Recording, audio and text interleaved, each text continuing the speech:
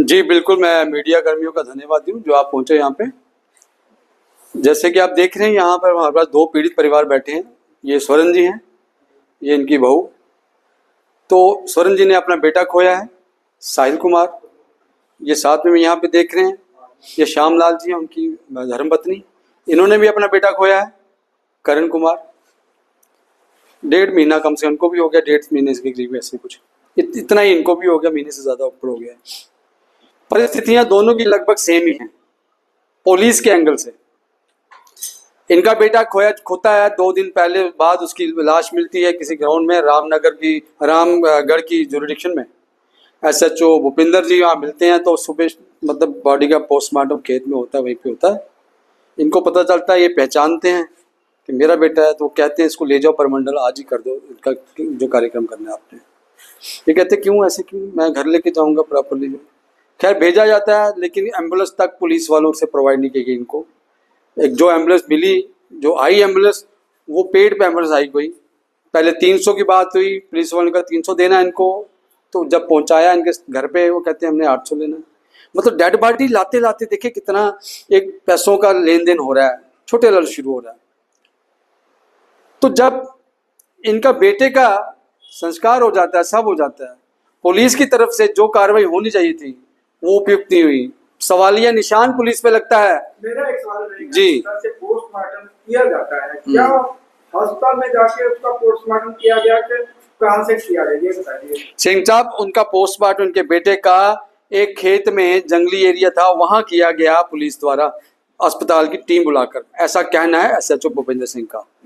तो मेरा सवाल ये था कि भाई ऐसी क्या परिस्थिति थी, कौन सा वो ऐसा मिलिटेंट था लड़का, या ऐसी डेड बॉडी उसकी गोलियों से छलनी हो चुकी थी कि आप उसको अस्पताल में नहीं लेके गए, आपने खेत में ही वहां पे पोस्टमार्टम करना बेहतर समझा। पहला सवाल तो यही बनता है। तो उसके बाद जब ऐसा हो गया तो आप क्यों उस डेड बॉडी को वहीं 2 बजे जलाने के चक्कर में थे? आपने पता क्यों नहीं किया, आइडेंटिफाई क्यों नहीं किया कि मिसिंग रिपोर्ट किसी थाने में है कि नहीं, जबकि 2 दिन पहले मिसिंग रिपोर्ट लगी थी अरनिया थाना में। ये SHO की ड्यूटी बनती है पता करना। तो यहाँ पे लापरवाही हुई, हम इस लापरवाही को बात लेके बात कर रहे हैं। उसके बाद कोई प्रोसेस इनकी बात नहीं होती आगे पीछे कुछ भी। फिर ये हमने मिलते हैं, हमसे बात करते हैं, DIG साहब से बात होती है, IG साहब से बात होती है, डिपकाम साहब से बात होती है, फिर सिट बनाई जाती है, सिट अपनी कार्रवाई कर रही है, रिपोर्ट सबमिट करने को भी है। लेकिन मीन टाइम ये मुझे कल पूछते हैं कि नरेंद्र जी FSL की रिपोर्ट के बिना तो FIR तक सही तरीके से हो नहीं रही, बात हो नहीं रही, क्या करें? मैंने कहा FSL की रिपोर्ट आती टाइम लेती है। कहते हैं पता तो करें, क्या मैं ऐसे FSL के ऑफिस जाओ, वहां पता करो। ये जाते हैं, इनको पता चलता है वहां के FSL की रिपोर्ट जो है इनके बेटे की 7 अप्रैल को ऑलरेडी शफी नाम का IO जो है रामगढ़ थाने का, वो 7 अप्रैल को लेके जा चुका है। तो कल 23 थी अप्रैल, तो 23 तक इनको बताया जा रहा है कि FSL से रिपोर्ट नहीं आई। ये झूठ क्यों? हमें रिपोर्ट मत बताओ कि भैया रिपोर्ट में क्या आया, ये तो बताओ कि रिपोर्ट आ गई है, कार्रवाई आगे होगी, चालान पेश करेंगे, ये तो बताओ ना। मगर क्या वो आई नहीं रिपोर्ट? जब इनको लगा मैंने पता कर लिया, ले गया रिपोर्ट शफी वहां से, तो इनको थानेदार कल भी कहता है इनकी धर्मपत्नी को कि रिपोर्ट नहीं अभी आई। इनकी धर्मपत्नी बोलती है रिपोर्ट तो आ गई है, 7 को ले आए आपका शफी वहां से। उस पर SHO भड़क जाते हैं, इन पे बात करते हैं, क्या आपको क्या हमारी कार्रवाई है, ये है वो, ये रिपोर्ट नहीं, वो चाहिए, वो नहीं, ये चाहिए। अभद्र भाषा का यूज किया गया, हम इसका खंडन करेंगे बिल्कुल। और SHO साहब को भी अगर तरीका नहीं है बात करने का किसी से, तो मैं चाहता हूँ आला अधिकारी आए, DIG साहब, IG साहब, उनको स्पेशल ट्रेनिंग दिलवाएं कि खास तौर पे ऐसे जो पीड़ित परिवार रहते हैं उनसे बात कैसे की जाए। आप उनको सांत्वना दे सकते जनाब, कम से कम उनको अहित में मत करो, अभद्र शब्द भी मत बोलो उनको। आपकी ऑर्गेनाइजेशन, क्या ऑर्गेनाइजेशन दोनों परिवारों को इंसाफ दिलाने में किस तरह से प्रयास करेगी? जी, हम दोनों परिवारों को क्या, और भी कोई परिवार जम्मू में होंगे, किसी भी कम्युनिटी से होंगे जिनको जरूरत होगी, हम उनके लिए भी खड़े हैं। लेकिन अभी हमारे सामने 2 मुद्दे, 2 परिवार हैं, लास्ट मोमेंट तक चलते रहेंगे इनके साथ, चाहे कुछ भी हो जाए। और जब तक इनको इंसाफ नहीं मिलेगा हम उनके साथ, शुरू में दोनों के साथ थे, आगे भी रहेंगे साथ साथ, क्योंकि प्रशासन का योगदान इसमें चाहिए। हम बार बार गुहार लगाते रहेंगे। सर ये बताइए कि जिस तरह से आपका बेटा हो गया है, हमें बहुत ज्यादा दुख है, आपके साथ हैं, संवेदना है हमारी। क्या क्या हुआ था, किस तरह किन परिस्थितियों में उनकी मौत हुई, ये बता दें। सर ये अपना 5 मार्च मेरे से बच्चा आता, मेरे साथ था बाहर, पंजाब में मैं सर्विस करता हूँ, उधर था। 6 तरीक है कोई बंदा इसको लेके जाता कि मेरा चलान है कोर्ट में, कि करना पढ़े लिखे हो। मैंने इसका वीजा भी लगवाया होगा, सर्बिया के लिए भेज रहा था इसको, बच्चे को। उसके बाद सर 6 तरीक है घर से जाता, 11 तरीक स्विच बंद, 11 बजे इसका स्विच बंद होता।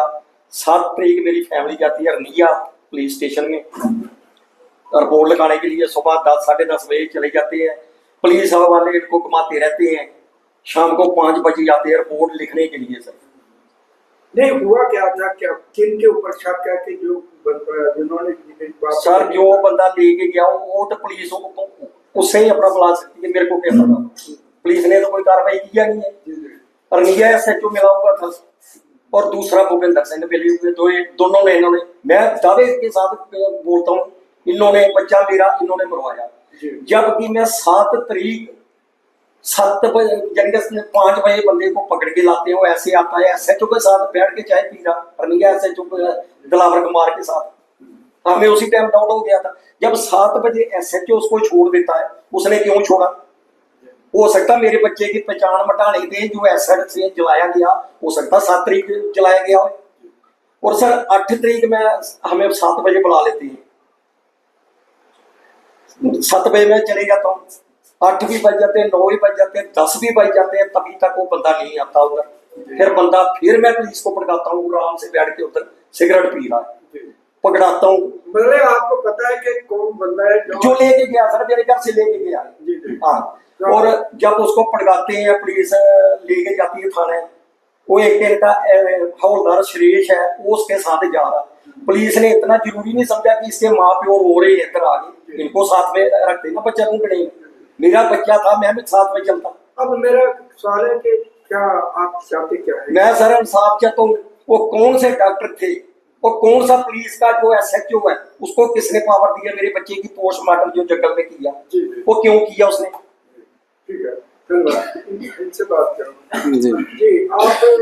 आपका बेटा भी जो है वो इस संसार से चल गया, हमें काफी दुख है।